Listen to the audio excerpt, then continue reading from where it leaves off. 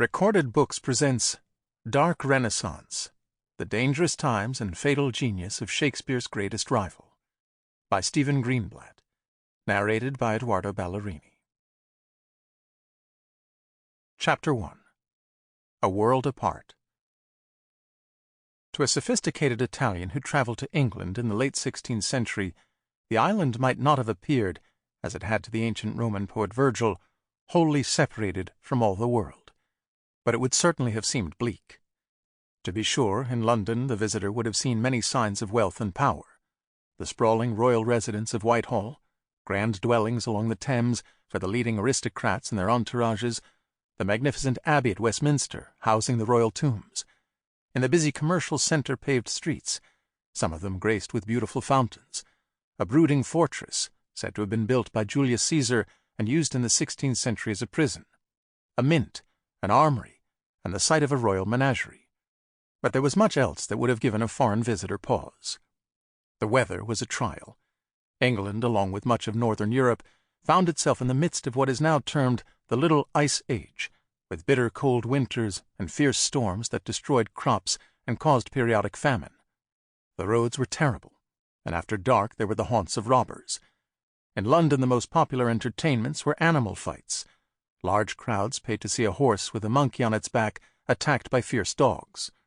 The poor beleaguered horse would gallop and kick, the monkey would scream, the audience would roar. When the exhausted horse collapsed and was killed, it would be time to bring out the bears and bulls, tie them to stakes, unleash the dogs, and repeat the fun. "This sport," remarked a visitor from the continent, "is not very pleasant to watch." In the churches, psalms were sung, and Mass was celebrated not in the time-honored Latin, but in plain English. The Reformation had left other, more tangible marks as well. "It is a pitiful sight," wrote an Italian merchant who kept a journal of his visit to London in 1562, "to see the beautiful marble statues of saints and other decorations there broken and ruined because of their heresy." In the streets, foreigners were advised to keep a low profile, since the crowds could be suspicious or hostile. Even hospitable encounters could cause considerable bafflement. If you were invited to dinner, you had to brace yourself. "It is almost impossible to believe," remarked the merchant, "that they could eat so much meat. To wash it down, the English make a drink from barley and the seeds of hops which they call beer, healthy but sickening to taste." Compared to Italian women, English women seemed unnervingly free. They could go out of the house by themselves, unaccompanied by their menfolk, bustle about in the markets and serve in shops, even go by themselves to public entertainments. "They kiss each other a lot," observed the merchant of the men and women he was observing.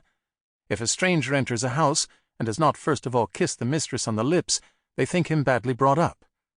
And yet at the same time women deemed to be scolds could be literally muzzled by a horrible device called a brank, and anyone suspected of sexual immorality could be publicly whipped and shamed. It was disorienting. The mansions along the Strand and the handsome Royal Exchange in the city centre gave way almost at once to a vast warren of tenements and hovels. Half-timbered buildings with dormers and gables extended out over the streets, blocking the light and forming malodorous tunnels for the carriages and pack animals and pedestrians to pass through. The narrow lanes were filled with excrement and offal. On London Bridge, alongside shops for luxury goods, the severed heads of convicted traitors were stuck up on spikes for passers-by to contemplate. On the gallows near Tyburn, there were public mutilations and hangings almost every day. The people spoke a language largely unknown to the rest of the civilized world. Virtually nothing written in English had aroused sufficient interest to merit translation into one of the dominant continental languages or into Latin, the shared language of learning. Early in the century, an Englishman, Thomas More, had published a brilliant short work in Latin, Utopia, that quickly earned him Europe-wide acclaim. But More had been beheaded by the merciless King Henry VIII. Two gifted poets in Henry's court, Thomas Wyatt and Henry Howard, Earl of Surrey, had some success importing and adapting Italian and French poetic models. Wyatt introduced the sonnet form into English, but they too were both snuffed out. Accused of treason, Surrey was executed in the Tower at the age of 30, and Wyatt, who had been imprisoned on suspicion of having had an affair with Henry's second wife Anne Boleyn, died at 39 in the wake of a second imprisonment. Their deaths seem to have had a chilling effect on cultural life. Sample complete. Ready to continue?